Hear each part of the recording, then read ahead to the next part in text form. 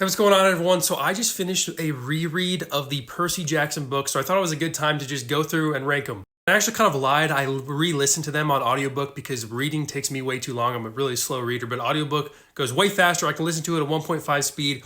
Whatever, you don't need to know this information. Let's just get started on the ranking. First, I do want to say, keep this in mind. I ranked the Percy Jackson books over 4 years ago, and here's the order that I had them in when I ranked them back then.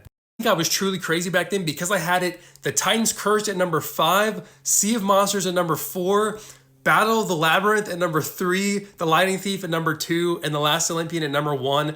And looking back on that right now, that was a horrible ranking. So let's get started with my real ranking. These are my real thoughts. I think this is the universal real ranking because there's no other order you can put these in. And yes, I am sick if you hadn't guessed that by now. All right, coming in at number 5, we have The Sea of Monsters. Look, don't get me wrong, I still really enjoy this book listening to it. Like, this is a great book. However, I realized listening to it that, like, the quest actually begins, like, beyond the halfway point in the book. It's actually crazy. I might be wrong on that, but it's pretty close to the halfway point that the quest actually begins. So most of the book isn't even on a quest. It's just a Camp Half-Blood and, like, at Percy's school. So most of it's not even a quest. So when you actually get to the quest feels super short, which I like longer quests because, you know, it's just more fun. So the quest is super short, which I didn't like too much. Although this does have some great moments. You obviously have the siren scene with Percy and Annabeth, which is a great Percybeth scene. I also like how Percy Jackson basically gave the quest to Clarice at the end because it was her quest to begin with. He gives it to her to complete. It was a nice moment. But in terms of great moments, it still has less than the other books, so let's move on. All right, at number 4, we have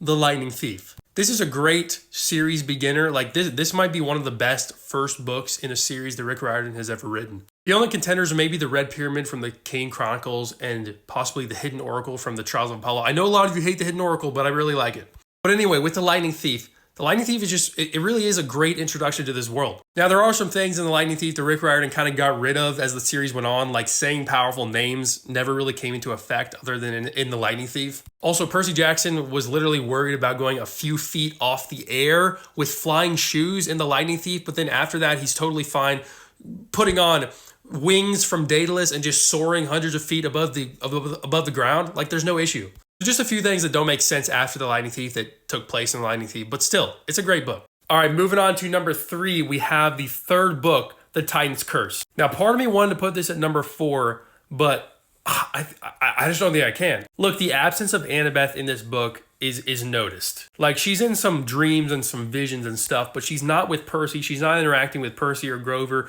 or Thalia or anybody else throughout the entire book. And that takes it down a few points. Like, we want these characters interacting, and when you take Annabeth away, it just makes it a lot worse. And this might be kind of why The Sea of Monsters is not as good of a book as I want it to be, and that's why it's ranked number 5, is because you took Grover away. You took Grover away for that entire book.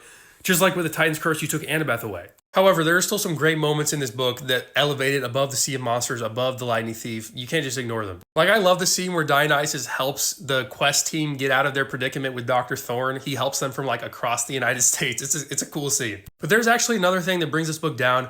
So Thalia in this book is turning 16 near the end of the book. So basically the entire book is supposed to be the buildup to the great prophecy happening for Thalia, not Percy. However, there are a few problems with this. Thalia has never heard the great prophecy, so she doesn't even know what's going to happen. Like, it's building up to the great prophecy happening, but Thalia's never even heard it, so how can it even happen? Also, we're supposed to believe that the great prophecy happening for Thalia would just be her choosing to sacrifice or to not sacrifice the Ophiotaurus.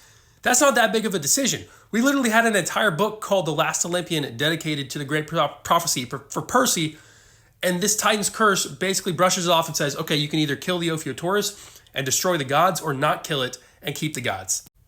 It doesn't really make much sense. But of course, we know Thalia did not accept the great prophecy. She became a hunter. She became immortal, so she didn't get it. But it just takes the book down a few notches. All right, coming in at number 2, a lot of you people probably know what I'm going to say, The Battle of the Labyrinth. This is a fantastic book, honestly. It's really great. The amount, though, that the second act goes up above the first act is insane. Like, there are so many fulfilling moments in the second part of this book that are just awesome. Like when the quest team plus Rachel plus Nico find Pan near the end of this book and Pan like puts his spirit into each of them.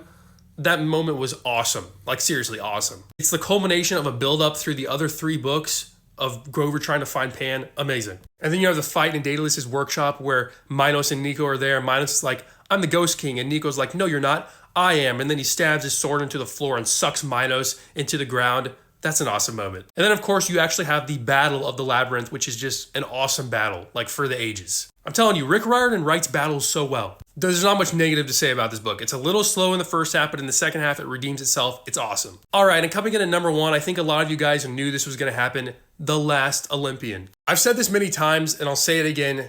This is the best series ender that Rick Riordan has ever written. It might be the best book that Rick Riordan has ever written.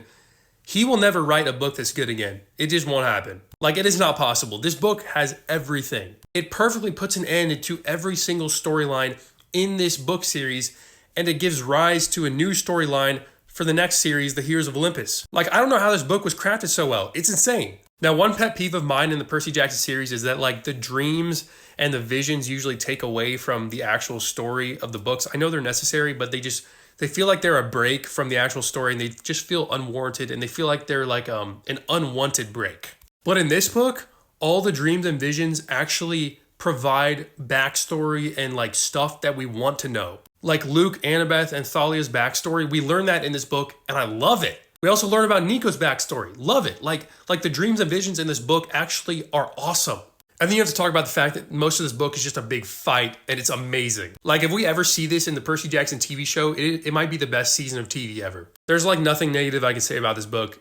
Oh my gosh, it is fantastic. So that's my ranking of the Percy Jackson books. At number 5, Sea of Monsters. Number 4, Lightning Thief. Number 3, Titan's Curse. Number 2, Battle of the Labyrinth. Number 1, The Last Olympian. Let me know in the comments if you agree with this ranking, or if you don't, what's your ranking of these books?